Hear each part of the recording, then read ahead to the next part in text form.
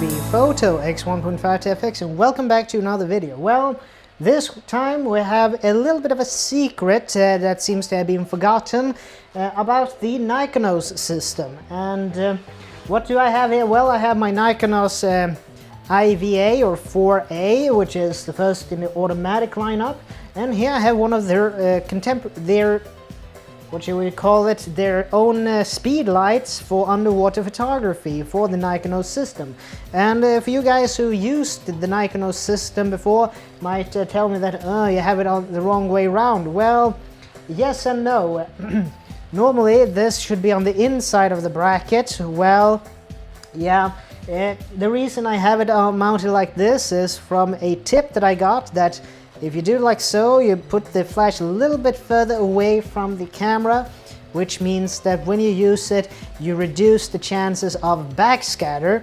And talking about backscatter, link in the description. That YouTube channel is awesome if you are into underwater photography in any way, shape or form. So Team Backscatter, their YouTube channel is amazing when it comes to underwater image making, I should probably say. But the thing is that this has a little bit of a secret to it. The SB105 specifically. The SB105 was one of the last flash units that were made for the Nikonos system, and I got this on eBay from a seller that were selling it fairly cheaply. The flash unit works perfectly. The rail here has the normal cracks in it, might be able to fill them with some epoxy or something to prevent them from cracking any further. The handle is solid, the flash unit itself is solid, and so on. These ones can be used from anything from far away photography to the macro set that I showed on the Nikonos 3 in a previous video. Link to that video in the description. But when I got this on eBay, I also got it with I think that this is a little bit of the wrong cord actually. It is a extension cord for all intents and purposes that I can see. You're not supposed to put this on the camera or the flash unit. These are made for extending a cord so you can use it further away, if I understood it correctly. So yeah, well, those things happen. But anyway, what is the secret with a flash unit now when I have rambled along thus far? Well, the thing is, there are two little secrets about this one that is fairly good to know. These units were made for the Nikonos 5 or Nikonos V camera. The reason is that this is one of the few flashes that they made that has full TTL capability. Since the Nikonos 5 had the ability for doing underwater TTL photography, this was the flash that was used with it. So it has you have two dials on the flash, one that says 1/16th power, 1/4 power, or full, and then TTL. So when you use this with the Nikonos 5, you put it to the on setting and you put it on the TTL, because you actually have two controls here. The lower one to select output, and the top one to select mode. And it's when it is in the different modes that you have the little, the first mode that you get to after you have, red light, there is batteries in this one. The first mode you get to is actually the slave mode. And that is because if you look in here, you will actually see that it has a slave unit in it. So this flash will actually trigger when it sees another flash. And then you can use it on manual. So you can put this on 16th power, 1/4 power, or full power, which keep barely, that's a few settings. But if you have a modern underwater digital camera or a digital camera in an underwater housing with a flash built in, you can actually use flash compensation.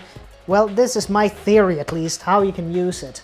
If you turn down the flash output power of your on-camera flash, and you put this on a slave mode and on one of the manual settings, you're able to do underwater photography with flash using a vintage Nikon SB105. And these ones are extremely inexpensive on eBay nowadays.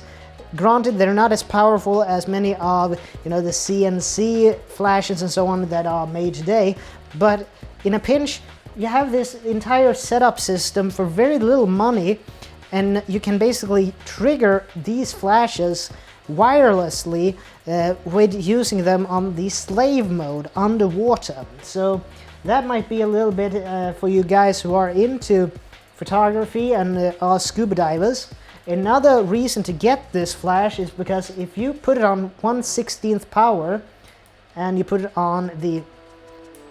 Yeah, I put it on the test, and look what it's going to do now after a few seconds.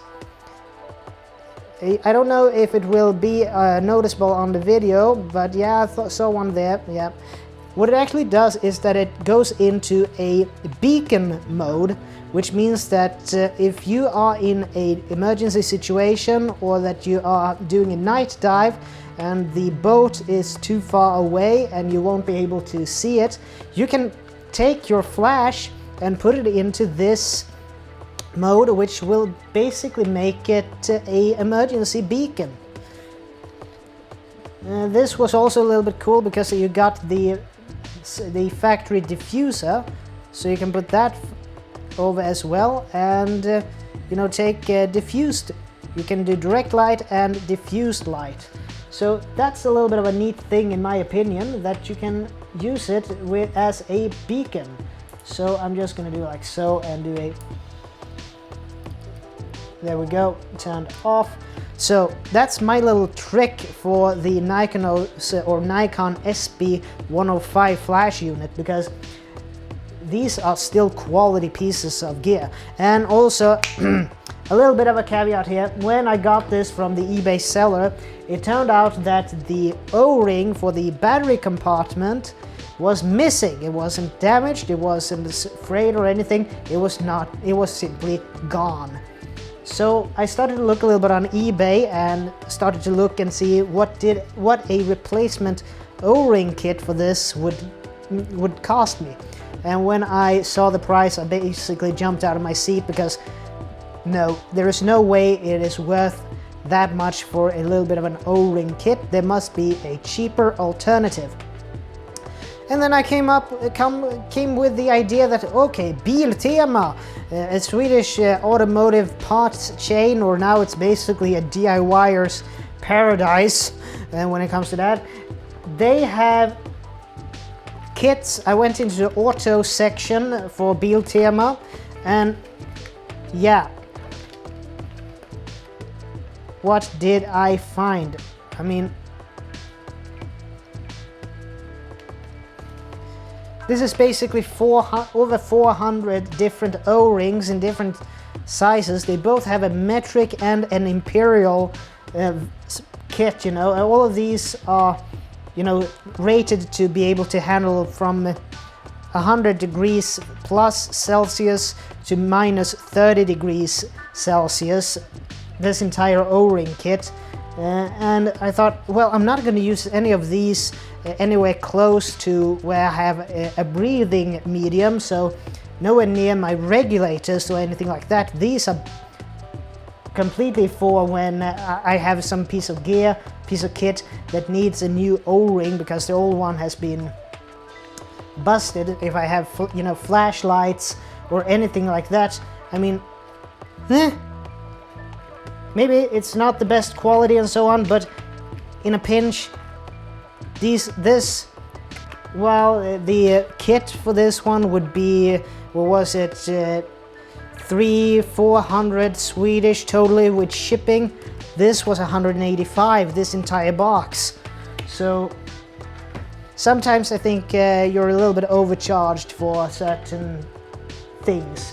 But I've checked this one and it works a treat. No leakage or anything like that. Every O-ring came pre-greased and so on, so it was just plug and play or whatever you want to call it. So yeah, I think that that's all for me for now for this little video, and as always, this is Tobias Bergström from T.B.Photo, X1.5 to FX, and I'd like to see you guys in the next video. And as always, please share, comment, and subscribe, and all of that jazz. And also, if any of you have a previous, experience with the Nikonos system from back in the day, I would really like to hear your stories, so put them in the comment section below. I would really like to hear it from you. So take care from now on. Bye.